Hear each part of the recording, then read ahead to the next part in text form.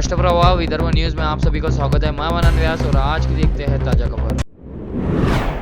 महाराष्ट्र विधानसभा चुनाव के नतीजे आए 2 महीने बीत चुके हैं, लेकिन राज्य में अभूतपूर्व शांति है।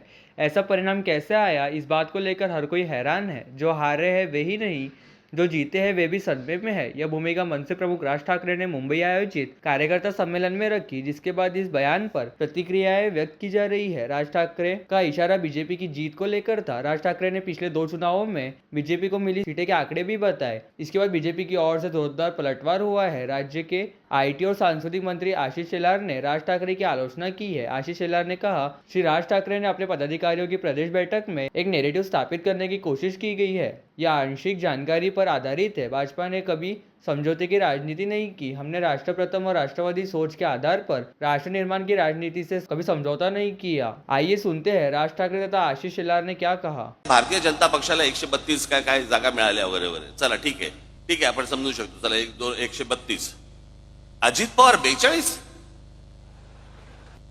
4-5 जागा येतील की नाही असं सगळ्यांना वाटत असताना अजित पवार 42, कोणाचा तरी विश्वास बसेल का याच्यावरती? आणि जे इतकी वर्ष या महाराष्ट्रामध्ये राजकारण करत आले, ज्यांच्या जीवावरती हे अजित पवार, भुजबळ सगळेजण मोठे झाले, त्या शरद पवारांना 10 जागा मिळतात। मग हे न समजण्याच्या पलीकडची गोष्ट आहे, न समजण्याच्या पलीकडे। श्रीमान राज ठाकरेजी यांनी त्यांच्या राज्यस्तरीय पदाधिकारी संमेलनामध्ये जो एक नरेटिव्ह सेट करण्याचा प्रयत्न करत आहे, तो आणि अर्धवट माहितीच्या आधारावर आहे। तडजोड आणि तडजोडीचं राजकारण, बदल आणि राजकीय बदलाच्या भूमिका याबद्दलचं नरेटिव्ह सेट करताना राज ठाकरेजी आपण जे सांगू पाहताय त्याचं उत्तर सरळ एकच आहे। भारतीय जनता पक्षाने तडजोडीचं राजकारण कधीच केलं नाही। प्रथम राष्ट्र आणि राष्ट्रवादी विचाराच्या आधारावर राष्ट्र निर्माण या आधारावरच राजकारण, कधीच आम्ही तडजोड केलं नाही।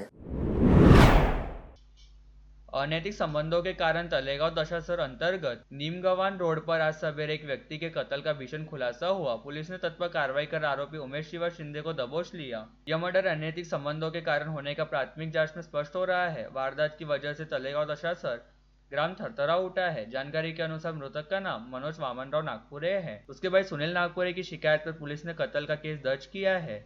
बताया गया है कि आरोपी उमेश शिवा शिंदे ने गत रात मनोज नागपुरे को साथ में बैठाकर शराब पीने के बहाने बुलाया, उसे गांव से दूर नीमगवान रोड पर ले गया। वहां गजगोटे से सिर पर वार कर मनोज को मार डाला। आरोपी ने अपनी करतूत छिपाने के लिए लौलुआन मनोज के शव को बड़ी बेरहमी से स्कूटी पर डाला और उसे गांव से दूर ले जाकर सड़क पर फेंक दिया। आरोपी उमेश की कोशिश थी कि मनोज की मृत्यु सड़क हादसे में होने की बात बताई जाए और लोग उस पर यकीन भी कर ले। पुलिस की जांच में मौके पर पहुंचते ही खुलासा हो गया कि मनोज का किसी ने निर्दयता से खून किया है। इस बारे में पुलिस ने मनोज के संभावित दुश्मनों को पता लगाया। तत्काल मालूम हो गया कि गत रात आरोपी उमेश शिंदे मनोज को दारू पीने के लिए बुलाकर ले गया था। जंगल में ले जाकर शिंदे ने मनोज को मार डाला और फिर नीमगवान फाटे के भवानी माता मंदिर के पास एक्सीडेंट का बनाव किया। पुलिस ने देखा कि स्कूटी कहीं से भी टूटी फूटी नहीं है। सड़क हादसा होने की बात पर पुलिस को भरोसा नहीं हुआ। शिंदे से कड़ाई से पूछताछ करते ही आरोपी ने मर्डर की बात कबूल कर ली। मृतक की पत्नी से आरोपी के अवैध संबंध होने का दावा व आरोप किया जा रहा है। उसी प्रकार आरोपी शिंदे ने भी पुलिस जांच में संबंधों में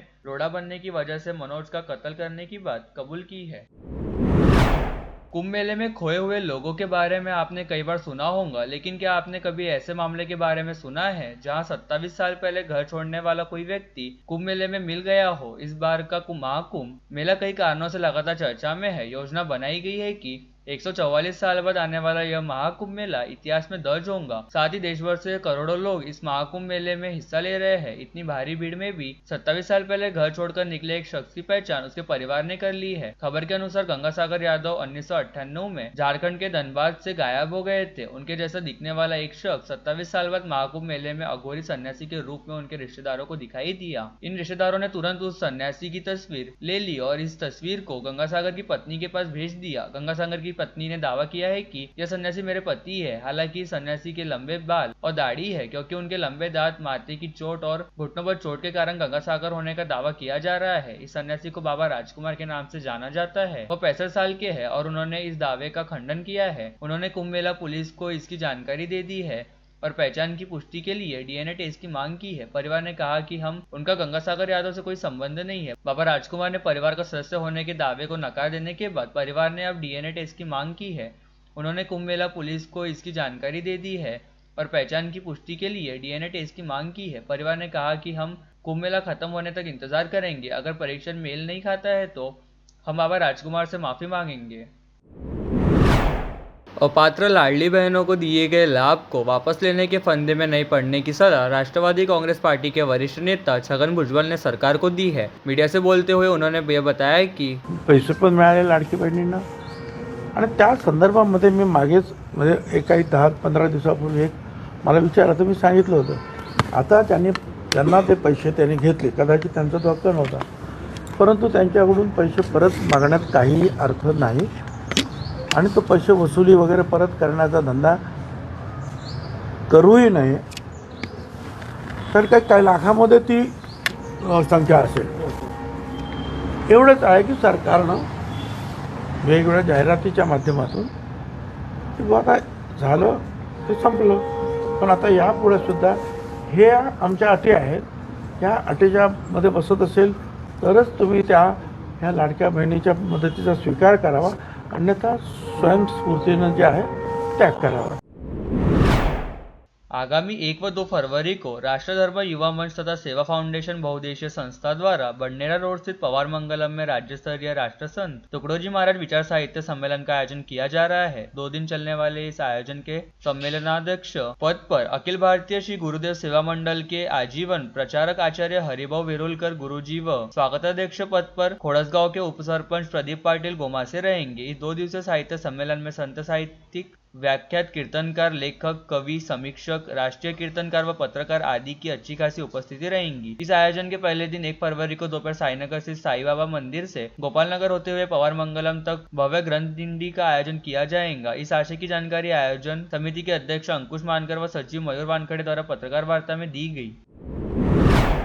अमरावती खोज प्रतिष्ठान, अमरावती स्वामी विवेकानंद साधना व क्रिकेट मंडल तथा वीएमवी स्पोर्टिंग क्रिकेट अकादमी द्वारा आगामी 3 से 9 फरवरी तक आमदार चषक क्रिकेट स्पर्धा का आयोजन किया जा रहा है। नवसारी चौक स्थित आदिवासी छात्राओं के छात्रावास के निकट आयोजित होने जा रही आमदार चषक रात्रिकालीन Cosco tennis ball cricket tournament में विजेता रहने वाली टीम को 1 लाख रुपए का प्रथम तथा उपविजेता रहने वाली टीम को 50,000 रुपए का द्वितीय पुरस्कार प्रदान किया जाएगा। इसके साथ ही इस टूर्नामेंट में man of the series, man of the match, best batsman, best bowler व बेस्ट कैच जैसे प्रोत्साहन पर पुरस्कार भी प्रदान किए जाएंगे। उक्त आशय की जानकारी देते हुए आयोजकों द्वारा बताया गया है कि इस टूर्नामेंट में प्रत्येक मैच 6 अथवा 8 ओवर का रहेगा और इस टूर्नामेंट में 16 टीमें हिस्सा लेंगी।